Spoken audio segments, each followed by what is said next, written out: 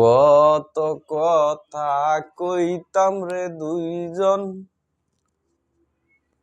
বৈশা পুকুর পারে। নষ্ট করলি ইন্দ্রে কাপড় চোপড়ের অভাব নাই, বই ভাই পাবায় না।